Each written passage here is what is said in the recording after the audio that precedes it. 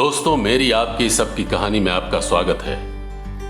आज मैं आपके सामने पेश कर रहा हूं एक ऐसे बच्चे की कहानी जिसे सुनकर कोई भी मां कहेगी, काश मेरा बेटा भी ऐसा ही हो। पति के ऑफिस जाने के बाद राधिका घर के काम में लग गई। काम करते हुए उसने खिड़की से देखा तो उसे गेट के पास एक 10 साल का बच्चा खड़ा दिखाई दिया जो घर की तरफ ही देख रहा था। राधिका ने सोचा शायद उसे कुछ चाहिए होगा, लेकिन बोल नहीं पा रहा है। फिर वो वहां से हट गया। 10 मिनट के अंदर ही 2-3 बार ऐसा हुआ। वो गेट पर आता और घर की तरफ देखकर वापस लौट जाता। जब राधिका गेट पर गई तो बच्चा फिर से वहां आया। राधिका ने पूछा, क्या बात है? पर बच्चा कुछ नहीं बोला।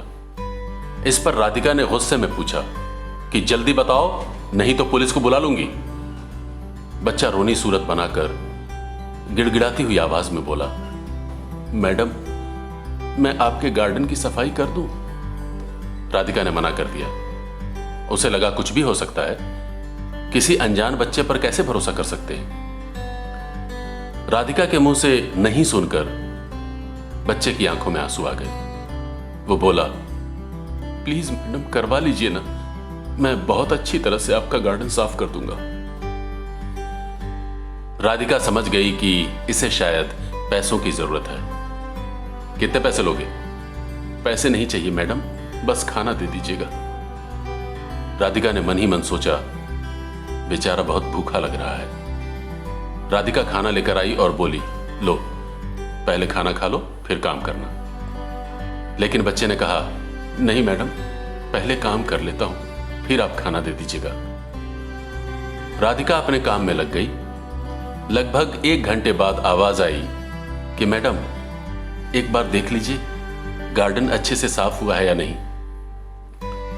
राधिका ने गार्डन देखा, वहां किसी तरह की कोई गंदगी नहीं थी। वो खुश हो गई और बोली, वाह बेटा, तुमने तो बहुत अच्छी सफाई कर दी, गमलों को भी एकदम अच्छी तरह से जमा दिया।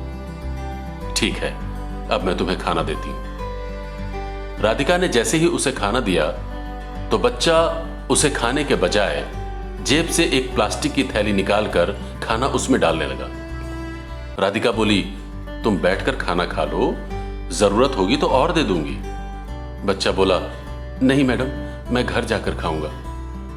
राधिका को लगा कुछ तो गड़बड़ है। राधिका ने उससे सख्त लहजे में पूछा, सच सच बताओ कि बात क्या है। बच्चा कुछ जवाब नहीं दे पा रहा था।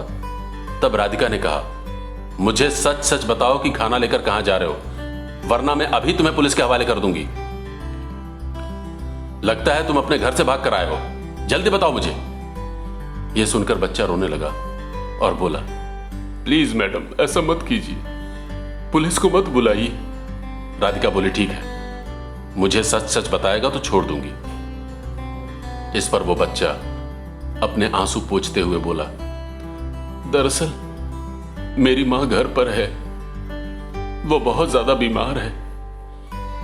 मेरे पिता अब इस दुनिया में नहीं रहे। एक छोटी बहन है। सरकारी अस्पताल से मां के इलाज के लिए दवा तो मिल गई, लेकिन डॉक्टर साहब ने कहा है कि दवा खाली पेट नहीं खाना है, इसलिए यह खाना मां के लिए लेकर जा रहा हूं। राधिका की आंखों में आंसू आ गए। उसने बच्चे से माफी मांगी और जितना खाना बनाया था सब उसे दे दिया, और साथ में 1000 रुपए भी। बच्चा बोला, नहीं मैडम, इसकी कोई जरूरत नहीं है, चुपचाप रख ले, वरना पक्का पुलिस को बुला लूंगी। बच्चे ने मुस्कुराते हुए पैसे ले लिए। और सुन, जब तक तुम्हारी मां की तबीयत ठीक नहीं हो जाती, यहां से खाना ले जाना, ठीक है? ठीक है मैडम। यह कहकर बच्चा अपने खुशी के आंसू पोंछता हुआ वहां से चला गया। राधिका यही सोच रही थी कि अगर ऐसा बेटा हर मां बाप के पास हो तो शायद वृद्धाश्रम जैसी जगह की जरूरत ही न पड़े। दोस्तों, इस कहानी से हमें जो भी सीख मिली उसके साथ हम आज की बात यहीं खत्म करते हैं। अगली बार मिलेंगे ऐसी ही किसी और कहानी के साथ।